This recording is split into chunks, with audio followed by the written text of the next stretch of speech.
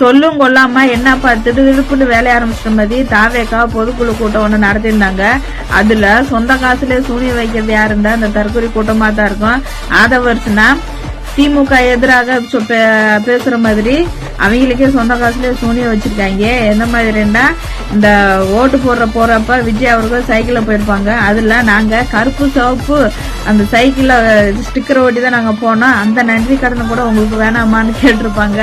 எந்த மாதிரி நன்றி கடன் அவங்க எதிர்பார்த்திருக்காங்க பாரு. நாங்க உங்களுக்கு ஓட்டு போடுறோம், எங்க ரசிகர்ல உங்களுக்குள்ள ஓட்டு போட வச்சிருக்கோம், அதனால நீங்க ஜெயிச்சிருக்கீங்க. நாங்க ஆட்சிக்கு வந்தாலும் எங்களுக்கு ஒரு பிரச்சனை வரப்ப நீங்க ஆதரவா இருப்பீங்கன்னு அப்படின்னு நினைச்சோம். நீங்க எதிர்ப்பா இருந்துருக்கீங்க, எங்களுக்கு இடைஞ்சல் கொடுத்துருக்கீங்க, அடக்குமுறை பண்றீங்க அப்படின்ட்டு மறைமுகமாவும் நேர்முகமாவும் ஆதவர்ஷன் அவர்கள் சொல்லியிருப்பாங்க. அதுல விஜய் அவர்கள் வரை ரொம்ப சோகமா இருக்கிற மாதிரி இப்படியே ரொம்ப நேரமா உட்காந்துருந்தாங்க. அவங்களுக்கே சிரிப்பு அடக்க முடியல, சிரிச்சுட்டாங்க ஒரு கட்டத்துல. ரொம்ப மௌனமா இருக்காங்களாம், கவலையா இருக்காங்களாம், வருத்தமா இருக்காங்க விஜய் அவர்களே. இப்படி எல்லாம் பல பேர் பல பிரச்சனை கொடுத்தாங்களாம். திமுகவுக்கு எதிராக பேசுற மாதிரி அவங்களுக்கே ஒரு சம்பவம் பண்ணிருக்காங்க.